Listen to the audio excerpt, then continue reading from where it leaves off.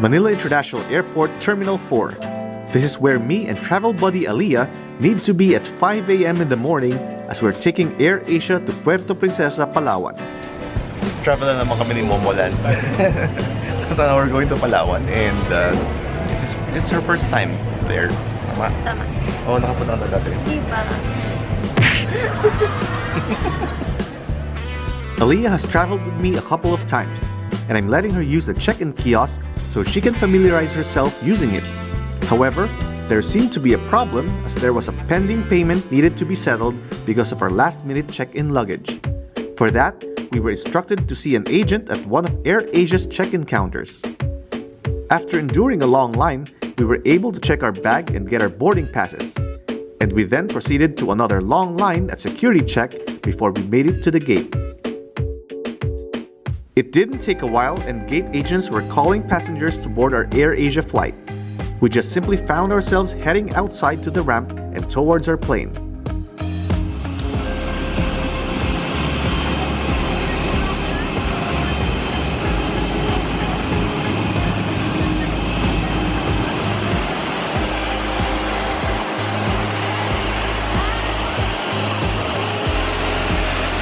She's riding the pure gold plane. Mag-shopping ka na.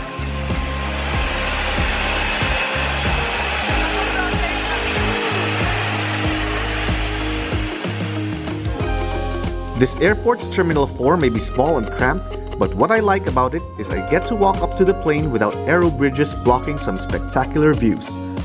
Still, whether I enter the plane at the front or at the back, I do my ritual of tapping the plane for a safe and fun flight.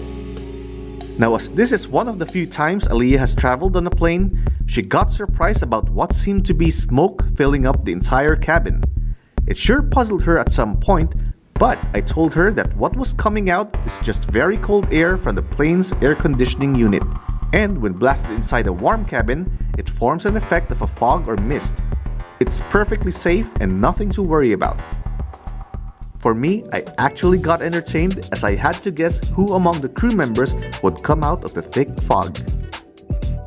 Once relieved, Alliah performs what she does best, applying makeup and doing some retouches. Our plane's pushback soon began, with the so-called smoke, as Alliah called it, also began to disappear once safety demo was performed. Our plane soon waits to make a U-turn to position itself on the runway, and once it did, we were on a roll and speeding up for takeoff.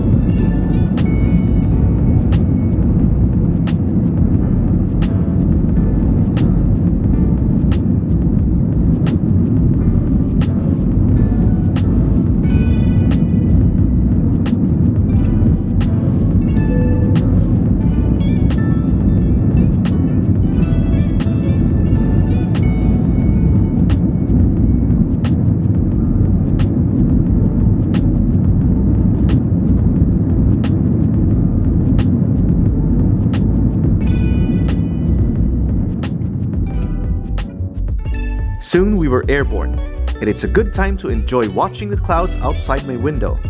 However, the person next to me doesn't seem to enjoy our ascent as we continue to climb at cruising altitude. Travel buddy Alliah feels a little discomfort in her ears due to changes in cabin pressure. Once our plane has leveled, Alliah gets some relief and we began to wait for meal service.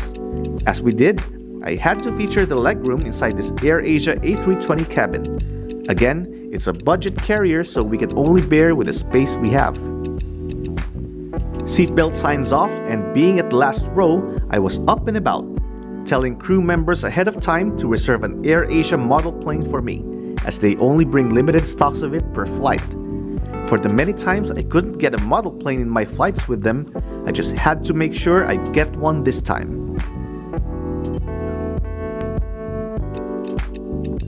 But before selling some merchandise, crew members had to hand out some meals, with priority to those who have pre-ordered them online first. For Alliah, I got her a spiral pasta to be safe, as she might find the classic nasi lemak to be a bit spicy. I'm having the nasi lemak, a standard meal I always have in my AirAsia flights. No other low-cost carrier in the Philippines serves this dish, which has a very flavorful Asian taste.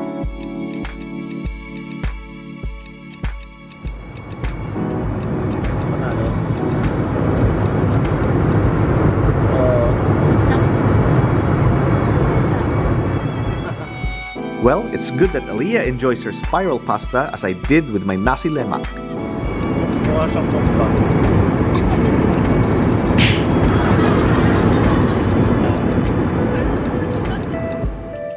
It simply feels awesome while having our meals with the view of the clouds as well as the islands down below.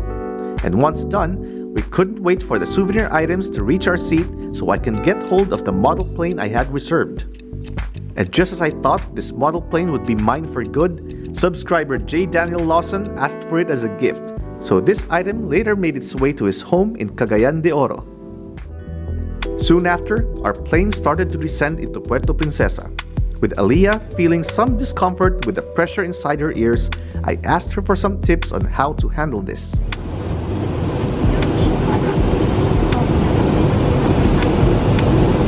So anong tip mo? Kailangan mo dala sila ng chewing gum? Sponsor by Flash. Alliah can still manage to crack some jokes to lighten things up. However, as we passed through the clouds, our aircraft was rocked from side to side for quite a while that Alliah herself can no longer maintain a good smile. These are times that I've witnessed Alliah looking pretty unwell and very serious.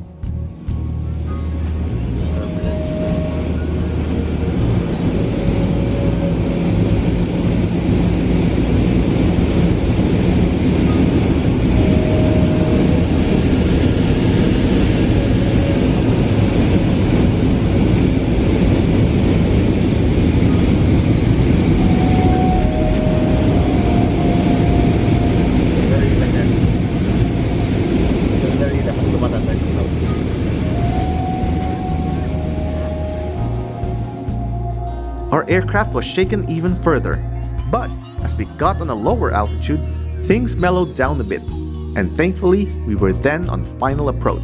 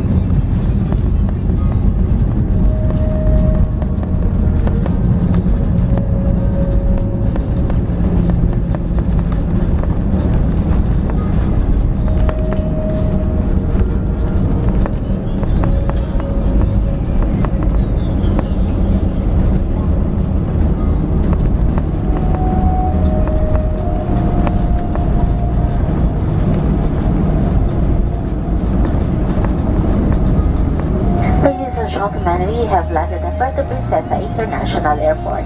AirAsia welcomes you to Palawan. Nahilo.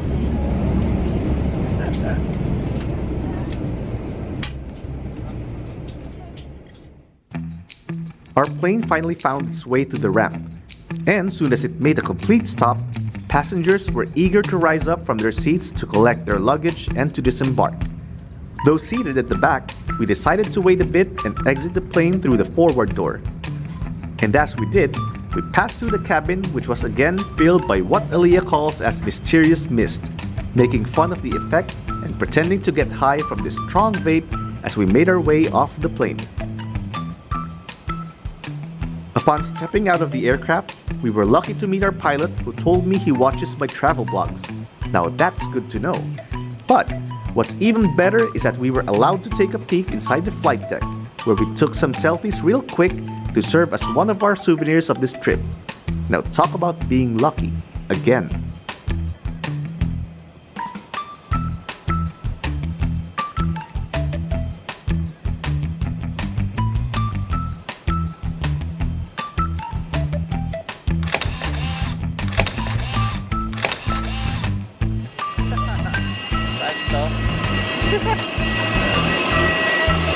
Oo nga.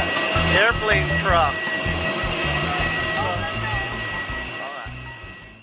It's our first time to visit the new Puerto Princesa airport, and I find this new terminal very neat. Okay, we're going to get our bags.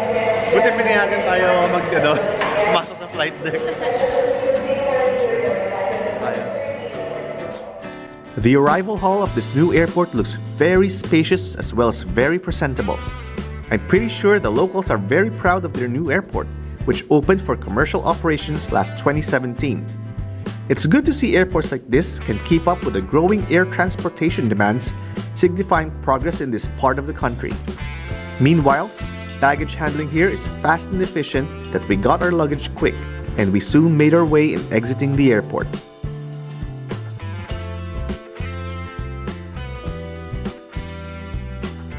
Once outside, we were greeted with a fresh sight of nature.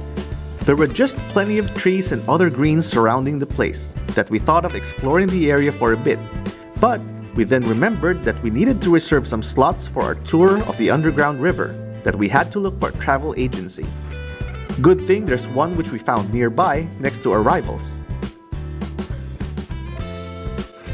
Okay, so we talked to someone kasi we don't know anyone here in Puerto Princesa, so we haggled for an underground river tour, which is around 2,000. They give it for like mga 1.5 per person, which is close to the price that offered din sa Klook. So they're going to pick us up tomorrow, and we're off to underground river. Doon ko siya tatapon. Okay, we're on our way to Pal's ticket office to check out kung nandun yung subscriber ko, and friend ko rin sa ticket office back in Manila who is now based here in Palawan. Yeah. Alright. And so we made our walk to departures. And along the way, I can say Puerto Princesa Airport is simply neat and impressive. It's clean and has the appearance of a newly opened mall, but has a tight security of a good airport. Once inside departures, where PAL's ticketing booth is located, we were greeted by airline staff Jubel, who warmly accommodated us as we waited for his colleague. I found out that Jubel too also watches my travel vlogs. And soon, my friend Vince Gabuco arrives. We have Vincent here. Vincent Gabuco. We waited for him since kanina pa hours. Right. At least nahabol pa natin. But then again, it's about 6 years after I served him at our ticket office in Padre Yeah. Faro. So it's good to meet Good you to see him again.